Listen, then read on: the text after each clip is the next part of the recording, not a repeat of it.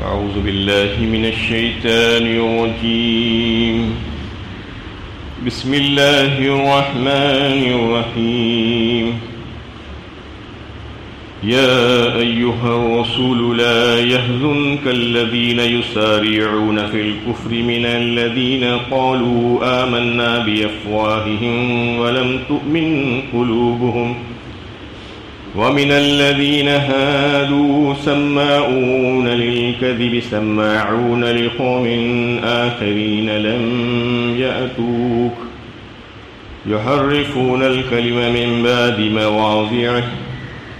يقولون إن أوتيتم هذا فخذوه وإن لم تؤتوه فاحذروه فمن يرد الله فتنته فلن تملك له من الله شيئا أولئك الذين لم يرد الله أن يطهر قلوبهم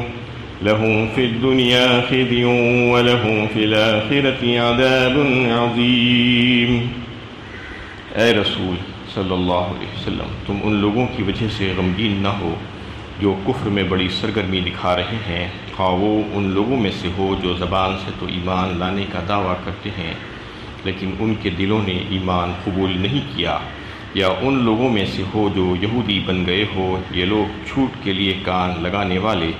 اور دوسروں کے لیے جو تمہارے پاس نہیں آئے کان لگانے والے ہیں. وہ کلام کو اس کا محل متعین ہونے کے باوجود اس کے اصل محل سے ہٹا دیتے ہیں اور کہتے ہیں کہ اگر تمہیں یہ حکم دیا جائے تو قبول کر لو اور اگر نہ دیا جائے تو اس سے بچو، اور جسے اللہ ہی فتنے میں ڈالنا چاہے اس کے لیے اللہ کے مقابلے میں تمہارا کچھ بس نہیں چل سکتا. یہ وہ لوگ ہیں جن کے دلوں کو پاک کرنا اللہ کو منظور نہ ہوا، ان کے لیے دنیا میں بھی رسوائی ہے اور آخرت میں بھی بڑا عذاب ہے. یہ سورہ مائدہ کی 41 نمبر کی آیت ہے. اس آیت میں جو مضمون آیا ہے اس کو سمجھنے کے لیے اس کی پس منظر کو جاننا ضروری ہے کہ کن حالات میں یہ آیت نازل ہوئی تھی. اس آیت اور اگلی آیتوں کے سلسلے میں اس کی شان نزول میں دو واقعات بیان کیے جاتے ہیں کہ عہد نبوی میں ہی یہودیوں کے جو قبیلے آباد تھے مدینے اور اس کے خود گجوار میں، ان میں دو واقعات پیش آئے تھے. ایک واقعہ قتل و قصاص کا تھا اور ایک زنا اور اس کی سزا کے بارے میں تھا. کیونکہ اس وقت بھی یہی حالات تھے کہ جس کے پاس زور ہے وہ اپنے زور پر لوگوں پر ظلم و زیادتی کرتا اور ظلم و جور کی حکومت قائم کرتا. اسلام سے پہلے کے یہ حالات تھے، اور اللہ کے نبی صلی اللہ علیہ وسلم جب مدینہ طیبہ ہجرت کر کے پہنچے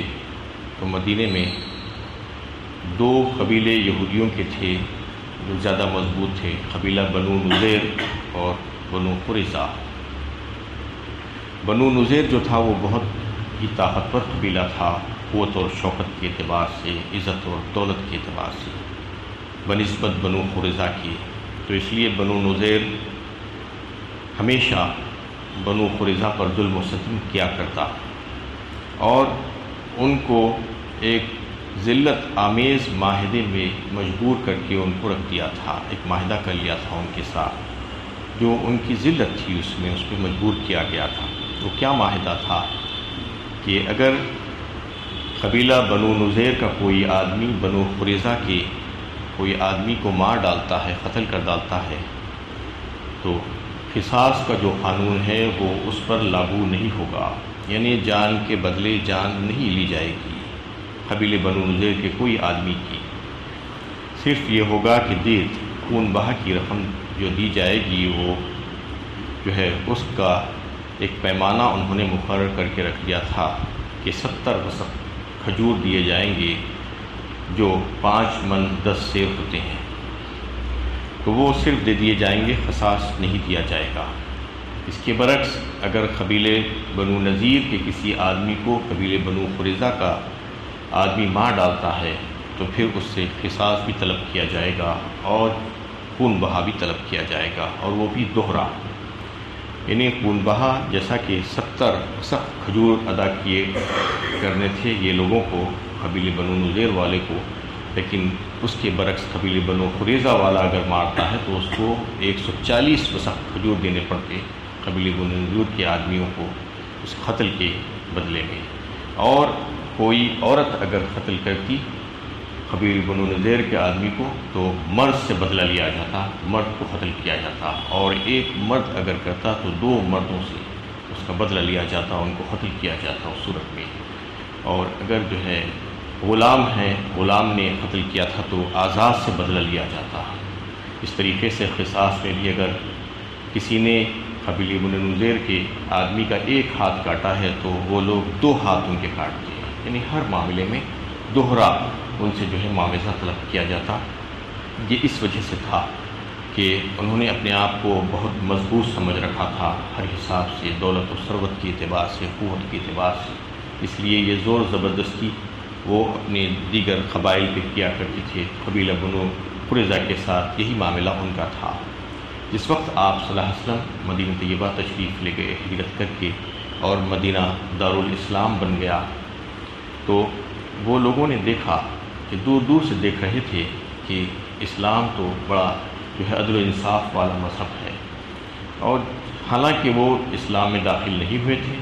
اور نہ ہی ان کا کوئی جو ہے جو معاہدے کی روح سے اسلامی احکامات کو ماننا ان کے لیے کوئی زبردستی نہیں تھی کہ مانیں۔ وہ مسلمان نہیں ہوئے تھے، یہودی ہی تھے وہ سارے قبیلے والے، اور جو ہے لیکن ان میں یہ بات ان کو یہ سمجھ میں آ رہی تھی کہ ان کی کتابوں کے ذریعے سے ان کو جو خوشخبری ملی تھی کہ ایک نبی آنے والے تھے، وہ سارے اوصاف وہ لوگ نبی صلی اللہ علیہ وسلم میں دیکھ رہے تھے، اور ان کو اس بات کا یقین تھا کہ یہی سچے نبی ہیں، لیکن تعصب کی وجہ سے اور دنیاوی لالچ کی وجہ سے، جاہ و مال کی وجہ سے وہ ایمان نہیں لا رہے تھے آپ صلی اللہ علیہ وسلم کے اوپر، اور دیکھ رہے تھے کہ آپ کا عمل کیسا ہے، یعنی انسانیت کے ساتھ جو مساوات کا جو معاملہ ہے اسلام کا، اور دیگر جو معاملات ہیں جس میں عدل و انصاف کیا جا رہا ہے، یہ سب چیزیں ان کی نظروں کے سامنے تھیں۔ اس وقت ایک واقعہ قتل کا پیش آیا، قبیلے بنو قریظہ والے بنی نذیر کے ایک آدمی کو قتل کر دیے، جیسا کہ ان لوگوں کا معاہدہ تھا۔ بنو نذیر والے ان سے مطالبہ کر دیے کہ ہمیں جو ہے قصاص بھی دیا جائے اور خون بہا بھی ادا کیا جائے، تو بنو قریظہ کو تو موقع ہاتھ آیا تھا، آپ دیکھ رہے تھے کہ اللہ کے نبی صلی اللہ علیہ وسلم رحمۃ للعالمین کے سامنے موجود ہیں، تو انہوں نے ان کے مطالبے کو پورا کرنے سے انکار کر دیا اس وقت، اور یہ کہا کہ اس وقت تک ہم مجبوری میں ہماری کمزوری کی وجہ سے تمہارے مطالبات پورے کر رہے تھے، اب تمہارا مطالبہ ہم پورا نہیں کرنے والے ہیں، چونکہ ہم اور تم ایک ہی مذہب سے تعلق رکھتے ہیں، تم بھی یہودی ہے، ہم بھی یہودی ہے، ہم سب کا دونوں کا خاندان ایک ہی ہے، ایک ہم وطن ہیں ہم لوگ، اور پھر کیوں ہم تمہارے سے دب کر جو ہے کسی معاملے میں اس طریقے سے جو ہے پیش آئیں اور تمہارے مطالبات کو پورا کریں کہ تم تو ہمیں جو ہے قصاص نہیں دیتے اور ہم سے قصاص مانگتے ہو، اور اس طریقے سے تم جو ہمارے اوپر ظلم و زیادتی کرتے ہو ہم اس کو پورا کرنے والے نہیں ہیں۔ یہ سننا تھا کہ وہ لوگ قبیلے بنو نذیر والے طیش میں آ گئے، اور بہت یعنی قریب تھا کہ جنگ شروع ہو جاتی، لیکن جو بڑے بزرگ تھے اس میں جو بڑے بڑے لوگ تھے وہ لوگوں نے بات کو سمجھ لیا، اور سمجھ کر انہوں نے یہ اختلافات کو دور کرنے کی راہ نکالی کہ محمد صلی اللہ علیہ وسلم کے پاس جائیں گے اور جا کر ان سے فیصلہ کروائیں گے۔ تو قبیلے بنو قریظہ کو تو اس بات کا یقین تھا اور اطمینان تھا کہ آپ صلی اللہ علیہ وسلم جو ہے قبیلے بنو نذیر کے حق میں تو فیصلہ نہیں دیں گے، اس لیے کہ وہ لوگ ناانصافی کر رہے ہیں، ظلم و زیادتی کر رہے ہیں، فیصلہ تو ہمارے حق میں ہی آئے گا۔ بہرحال وہ لوگوں نے اپنا ایک وفد آپ صلی اللہ علیہ وسلم کی خدمت میں بھیجا، اس سے پہلے انہوں نے ایک چال چلی کہ جو انہی کے لوگ تھے جو برائے نام جو ہے مسلمان ہو کر آپ صلی اللہ علیہ وسلم کے پاس یعنی اپنا اسلام ظاہر کرتے ہوئے جاتے تھے لیکن منافق تھے، یہودی ہی تھے، ان کو بھیج کر جو ہے پہلے آپ کو حکم بنانے سے پہلے، آپ کا فیصلہ لینے سے پہلے یہ معلوم کرنا چاہا کہ اس قسم کی جرم میں آپ کیا سزا دیتے ہیں، یہ معلوم کرنے کی وہ لوگوں نے کوشش کی، اور کہہ دیا تھا اپنے لوگوں کو کہ اگر وہ ہمارا موافق فیصلہ دیں گے، ہم جیسا مطالبہ کر رہے ہیں تو اس کو قبول کر لینا، اور اگر ہمارے مطالبے کے مخالف میں اگر فیصلہ کرتے ہیں وہ تو پھر اس کو ماننے کا کوئی ان سے وعدہ نہیں کرنا۔ یہ ایک واقعہ قصاص کا پیش آیا تھا، اور ایک واقعہ خیبر کے جو یہودی تھے ان میں ایک واقعہ زنا کا پیش آیا تھا کہ توریت کی جو حکم تھا اس کے مطابق ان لوگوں کو سنسار کر کے قتل کر ڈالنا تھا، ختم کرنا تھا، لیکن ان لوگوں نے اس پر عمل نہیں کیا، اور وہ جنہوں نے زنا کیا تھا، زنا کے مرتکب ہوئے تھے، ان کو وہ سزا نہیں دی۔ تو سزا نہیں دی، اس سے انہوں نے یہ سوچا کہ عام طور پر ان لوگوں کی یہ خصلت تھی، یہ عادت تھی یہودیوں کی کہ توریت میں جو سخت سزائیں تھیں وہ سزاؤں کو نرم کر ڈالتے تھے، اور جس وقت خاص طور پر کوئی بڑے آدمی کا کوئی واقعہ ان کے سامنے آ جاتا، کوئی جرم ایسا سامنے آ جاتا، تو وہ بڑے آدمیوں کی رعایت کرتے ہوئے وہ سخت سزاؤں کو نرم سزاؤں میں تبدیل کر دیتے تھے۔ اور چونکہ اسلام اور اہل اسلام نبی صلی اللہ علیہ وسلم سامنے موجود تھے، انہوں نے یہ سوچا کہ اسلام میں تو بہت نرمیاں اور رعایت اور سہولتیں رکھی گئی ہیں، تو ہو سکتا ہے کہ ہمارے ساتھ بھی ایسا ہی معاملہ ہو، اس سزا کے بارے میں کچھ تخفیف ہو جائے، تو یہ اس جرم کی سزا کے بارے میں ہم اسلام سے اور محمد صلی اللہ علیہ وسلم سے رجوع کرتے ہیں۔ یہ سوچ کر انہوں نے ایک وفد بھیجا، کعب بن اشرف جو یہودیوں کا جو سردار تھا، اس کی سرکردگی میں آپ صلی اللہ علیہ وسلم کے پاس وہ لوگ گئے اور جا کر آپ صلی اللہ علیہ وسلم سے دریافت کیے کہ اس قسم کے جرم کے آپ کیا سزا تجویز فرماتے ہیں۔ تو آپ صلی اللہ علیہ وسلم نے فرمایا کہ کیا میں جو فیصلہ کروں تم اسے قبول کرو گے؟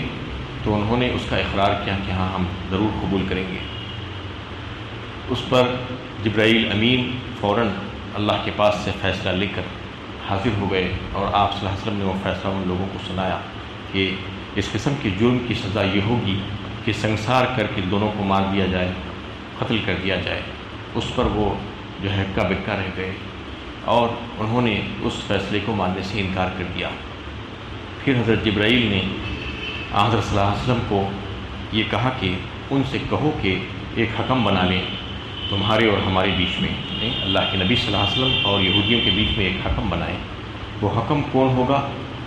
حضرت جبرائیل امین نے اس کو تجویز کیا اللہ کے حکم سے کہ ایک نوجوان ہے ابن سوریہ جو یہودیوں میں کا ہے،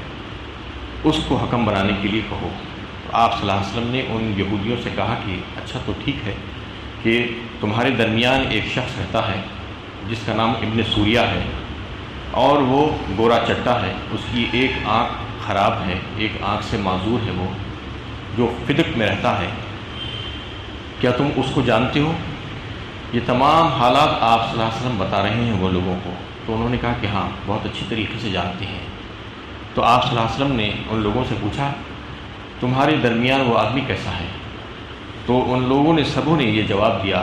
کہ وہ اس جیسا عالم روئے زمین پر نہیں ہے یہودیوں میں، اس سے بڑا عالم کوئی نہیں ہے ہمارے پاس، سب سے بڑا عالم ہے وہ۔ تو کہا کہ اس کو بلا لاؤ، اس کو حکم بناتے ہیں بیچ میں۔ جب اس کو بلایا گیا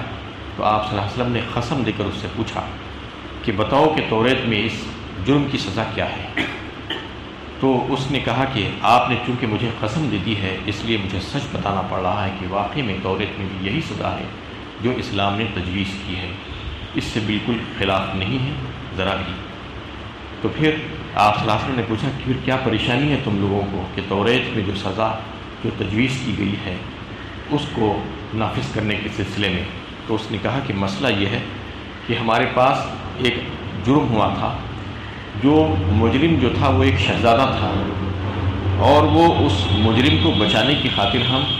اس کو یہ سزا نہیں دی، سنسار کر کے ختم کر دینے کی، اس کی رعایت کرتے ہوئے اس کو چھوڑ دیا کچھ نرم سزائیں دے کر۔ اس کے بعد یہ ہوا کہ ایک کم حیثیت کا آدمی ایسا ہی جرم کر کے آیا، اب اس کو ہم یہ شریعت کی ہمارے پاس جو توریت میں جو سزا ہے اس کو نافذ کرنے کی کوشش کر رہے ہیں، تو وہ لوگ جھگڑا کر رہے ہیں اور احتجاج کر رہے ہیں اس کے کنبے قبیلے والے، اور کہہ رہے ہیں کہ پہلے اس شہزادے کو سزا دو، اس کے بعد ہمارے آدمی کو سزا دینا۔ تو اس لیے ہم نے یہ طے کیا اور صلح کر لی اس بات پر کہ یہ جو زنا کی جو سزا ہوگی وہ سنسار نہیں کریں گے ہم کسی کو بھی، بلکہ اس کو نرم سزا دے دیں گے۔ نرم سزا انہوں نے یہ مقرر کر دی تھی کہ اس کو کچھ مار پیٹ کرنا اور اس کو گدھے پر بٹھا کر منہ کالا کر کے گھما دینا باہر لوگوں کے درمیان، یہ سزا انہوں نے صرف مقرر کر دی تھی سنسار کرنے کے بجائے۔ تو اس میں وہ لوگوں کی جو شرارت تھی، یہودیوں کی جو عادت تھی، جو خصلت تھی، اس کو بیان کیا گیا ہے کہ شروع سے وہ لوگ ایسا ہی کرتے تھے کہ توریت کے جو احکامات تھے اس کو بدل ڈالنے کی کوشش کرتے تھے۔ تو آپ صلی اللہ علیہ وسلم جب مدینہ طیبہ تشریف لے گئے تو جب یہ واقعہ پیش آیا تو انہوں نے یہ سوچا کہ یہ سزا ہم جو بدل رہے ہیں ہو سکتا ہے کہ اسلام میں ایسی ہی سزا ہو، نرم سزا ہو، کیونکہ اسلام میں جو ہے ان کی قوم کے مقابلے میں بہت کم سزائیں تھیں اور بہت سی سہولتیں رکھی گئی تھیں۔ تو انہوں نے اس بات کو جو ہے یہ سمجھتے ہوئے کہ شاید اس کے بارے میں بھی اسلام میں نرم سزا ہوگی اور آپ صلی اللہ علیہ وسلم کو ہم حکم بنا لیں گے، لیکن حکم بنانے سے پہلے وہ لوگ اس طریقے سے آپ صلی اللہ علیہ وسلم کو دیکھنا اور جانچنا چاہتے تھے کہ واقعی میں یہ جرم کی یہی سزا ہے یا اس سے کم سزا ہے، اور اگر اس سے نرم سزا ہوگی تو ہم اس کو قبول کریں گے اور نرم سزا نہیں ہوگی تو قبول نہیں کریں گے۔ یہ فتویٰ لے لینا چاہتے تھے اپنے اطمینان کے لیے، اس کی وجہ سے آپ صلی اللہ علیہ وسلم کو ایذا اور تکلیف پہنچتی تھی۔ تو اس آیت میں شروعات اللہ تعالیٰ نے انہی الفاظ سے کی ہے کہ آپ صلی اللہ علیہ وسلم کو تسلی دی گئی ہے، یا ایھا الرسول لا يحزنک الذین یسارعون فی الکفر من الذین قالوا آمنا بافواہہم ولم تؤمن قلوبہم۔ اے رسول، تم ان لوگوں کی وجہ سے غمگین نہ ہو جو کفر میں بڑی سرگرمی دکھا رہے ہیں، جو اس قسم کی شرارتیں اور حرکتیں کر رہے ہیں اور آپ کو حکم بنانا بھی چاہتے ہیں، لیکن حکم بنانے سے پہلے آپ کو جانچنا چاہ رہے ہیں۔ وہ لوگ چاہے زبان سے کچھ بھی کہیں وہ ایمان والے لوگ نہیں ہیں، اللہ تعالیٰ اس میں بتا رہے ہیں، خواہ وہ ان لوگوں میں سے ہو جو زبان سے ایمان لانے کا دعویٰ کرتے ہیں لیکن ان کے دلوں نے ایمان کو قبول نہیں کیا ہے، وہ آپ کو جانچنا چاہ رہے ہیں، وہ منافق ہیں۔ وَمِنَ الَّذِينَ هَادُوا سَمَّاعُونَ لِلْكَذِبِ سَمَّاعُونَ لِقَوْمٍ آخَرِينَ، یا ان لوگوں میں سے ہے جو یہودی بن گئے ہیں، یا یہ لوگ جھوٹ کے لیے کان لگانے والے لوگ ہیں۔ مطلب یہ ہے کہ اس کا کہ وہ لوگ انہیں جھوٹ لگانا چاہتے ہیں آپ کے نام سے جوڑ کر، انہیں آپ سے بات سن کر ایک کی ایک بنانا چاہتے ہیں۔ سماعون کے مطلب ایک یہ بھی ہے کہ بہت سننے والے مطلب یہ ہے کہ جاسوسی کرنا چاہتے ہیں، آپ کی باتوں کو ادھر سے ادھر جا کر لگانا چاہتے ہیں، ایک کی ایک کرنا چاہتے ہیں اور یہاں سے سن کر کچھ اور بتانا چاہتے ہیں لوگوں کو۔ لم یاتوک یحرفون الکلم من بعد مواضعہ، اور وہ کلام جو اللہ تعالیٰ نے ان کے پاس بھیجا ہے توریت کی شکل میں، اس کو جو ہے وہ اس کا محل جو اللہ تعالیٰ نے بتایا تھا اس کا معنی اور مطلب اس کو وہ بدل دینا چاہتے ہیں۔ مطلب یہ ہے کہ اس کو بگاڑ دینا چاہتے ہیں، ایک کی ایک بات کہہ دینا چاہتے ہیں۔ وہ لوگوں کا مطلب یہی ہے کہ وہ لوگوں کا جو ہے عادت یہی ہے کہ شروع سے انہوں نے ایسا ہی کام کیا ہے، جہاں جہاں پر کچھ سزاؤں کا معاملہ آیا اور سزائیں سخت تھی تو وہ جو ہے اپنے جو بڑے بڑے لوگ تھے جب اس میں پھنس جاتے تو ان کو وہ سخت سزائیں بتانے کے بجائے، نافذ کرنے کے بجائے نرم سزائیں ان کے سامنے رکھ دیتے۔ یہ اس وجہ سے ہوتا کہ اقربا پروری کی وجہ سے، کبھی خاندانی ہیں، کبھی رشتہ دار ہیں، کبھی جان پہچان والے ہیں، یا کبھی جاؤ مال کے لالچ میں کہ مال مل جاتا ہے کچھ تو اس کی وجہ سے ایک سے ایک غلط فتویٰ دے دیتے ہیں۔ تو اس میں اللہ تعالیٰ ان لوگوں کا حال بیان کر رہے ہیں، یقولون ان اوتیتم ھذا فخذوہ فإن لم تؤتوہ فاحذروا، اور کہتے ہیں کہ اگر تمہیں یہ حکم دیا جائے تو قبول کر لو اور اگر نہ دیا جائے تو اس سے بچو۔ مطلب یہ ہے کہ ہماری مرضی کا ہم جو چاہ رہے ہیں اس کے مطابق اگر وہ فیصلہ کرتے ہیں تو قبول کرو، اگر اس کے مخالفت میں فیصلہ کرتے ہیں تو پھر اس کو قبول نہیں کرنا، اس کا ان سے وعدہ نہیں کرنا۔ وَمَن يُرِدِ اللَّهُ فِتْنَتَهُ فَلَن تَمْلِكَ لَهُ مِنَ اللَّهِ شَيْئًا، پھر اللہ تعالیٰ فرما رہے ہیں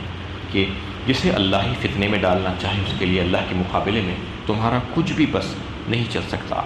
مطلب یہ ہے کہ انہوں نے جو گناہوں کے جو کام کیے ہیں، جو نجاست ان کے دلوں کو آلودہ کر دی ہے، تو اس کی وجہ سے ان کو اللہ تعالیٰ پاک کرنا نہیں چاہتے۔ انہوں نے جس قسم کی جو شرارتیں کی ہیں، جو توریت میں جو تبدیلیاں اور تحریف کی ہیں، اس کی وجہ سے جو بگاڑ ہو گیا ہے اس میں اللہ تعالیٰ ان کو پاک کرنا نہیں چاہ رہے ہیں۔ چاہے کوئی ان کو پاک کرنے کا ارادہ کرے تو بھی وہ پاک ہونے والے نہیں ہیں، وہ فتنے میں پڑ چکے ہیں۔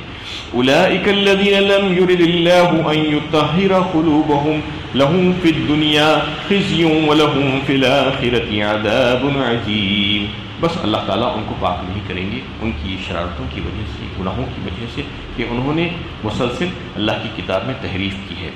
ان کے لیے دنیا میں بھی رسوائی اور ذلت آمیز عذاب ہے اور آخرت میں تو بہت بڑا عذاب ان کے لیے تیار ہے۔ دنیا میں کیا کیا عذاب ہے، ان کو ذلیل ہونا پڑا، ان کو جو ہے ملک سے شہر بدل کیا گیا، ان کو قید کر دیا گیا، ان کو قتل کر دیا گیا۔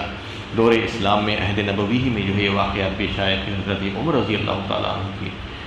دور خلافت میں تو انہیں پورے جزیرۃ العرب سے ان کو باہر کر دیا گیا، ان کو جلا وطن کیا گیا۔ یہ ساری واقعات ان کے ساتھ پیش آئے یہودیوں کے ساتھ کہ ان کو دنیا میں اللہ تعالیٰ نے ذلیل و خوار کیا، اور پھر آخرت کا عذاب تو ان کے ساتھ جو ہے بہت بڑا لگا ہوا ہے۔ وآخر دعوانا ان الحمد للہ رب العالمین۔